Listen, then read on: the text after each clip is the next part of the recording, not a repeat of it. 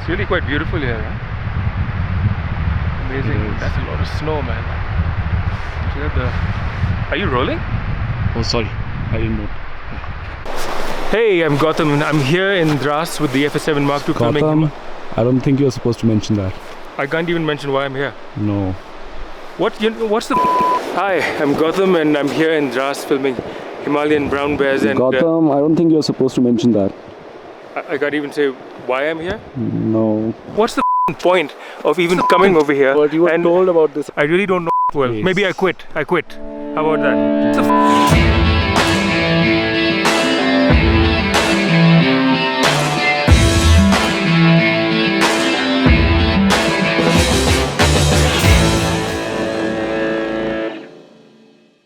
Rolling. So I'll tell you about my top 5 favorite features of this camera. I think the river might be a bit too loud, so maybe move closer to me and I'll tell you a bit about this. So this part of the FS7 Mark II looks completely different. 10 shortcut buttons, and I love this. I've customized each one of these, and I love that they have little groovy thing happening where you know that you're actually touching a button when you're moving against the body. And my workflow has improved. The other feature is the variable ND. This has changed the way I shoot. Earlier I was using only the knob to dial through all the different ND filters. Now with the variable, I can get in between two ND filters and really get that perfect exposure. Before I would switch and then I'd start fiddling with things like aperture to try and correct my exposure. I can leave everything else alone, and just with my variable ND I can bring it to the sweet spot that I was looking for. I've done a few tests and there's a magpie that I do want to get a shot of, and I think we'll be able to see how well it does. Maybe I'll try and do an S-Log 3 version of it as well, and we can compare it. Where's my cable? And just get that shot. Oh, it's eating something.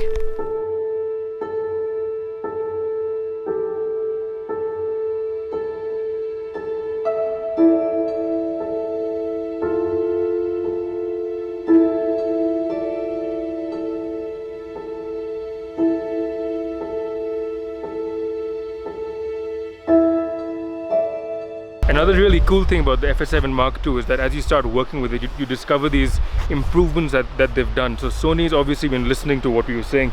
So one of them is the placement of the XQD cards is better, it's easier to get out. When you switch from full frame to center on your sensor, it would switch back to HD even if you're shooting 4K. Now it goes back to 4K, and that's something that I've used over here extensively when I want to, I'm not getting the focal length that I need. Okay, let me try and explain that a bit better. So in the field, a trick that we use to get more focal length out of your lens is to use 2K center crop. What used to happen is, if I would want to go back to full frame and still be in 4K mode, I would need to go back in the settings and re-choose 4K. But now on the Mark II, when I choose full frame, it goes back to 4K by itself. It doesn't feel as cold as I do. The batteries are doing great in this weather. It's okay with a little bit of snow and water coming onto its body, stays true. And I'm using a pretty heavy lens over here, it's about 8 kilos. So what I love is, maybe it's better from this side. So that's the new locking mechanism, and I love this because this gives me that feeling of safety that it is holding this 8 kilo lens. Okay, day 5 of filming and it's snowing and the FS7 is wet but doing fine. This articulating arm with the viewfinder is great. In the Mark I, this is always getting in the way. It doesn't do this funny rotating thing anymore. It's really solid, and I'm really loving the way this viewfinder works. Another thing about the FS7 is that it remembers the last setting that you left it on, even if it's SNQ. And I think this is for the Mark II. I don't think that Mark I did this. So yesterday I was trying to film an avalanche and I was trying to save battery, so I turned the camera off, and of course, the second I turned it off, the avalanche starts to happen. I switch it back on and it remembers SNQ, remembers 4K, remembers the frame rate I picked. All I had to do was hit record and got the shot.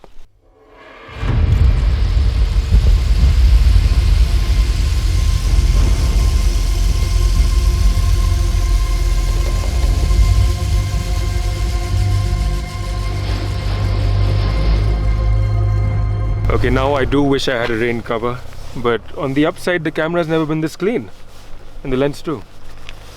Just found a neat little feature. I don't know if the FS7 Mark I had this, but I started this time lapse basically, and it wasn't set on duration, and I didn't want to stop the time lapse now, so I gently touched menu and it let me get in to time code and change to duration, and now I know how long my time lapse has gone for. 10 seconds, I have it.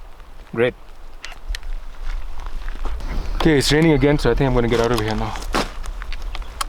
Wow, more on the FS7 later.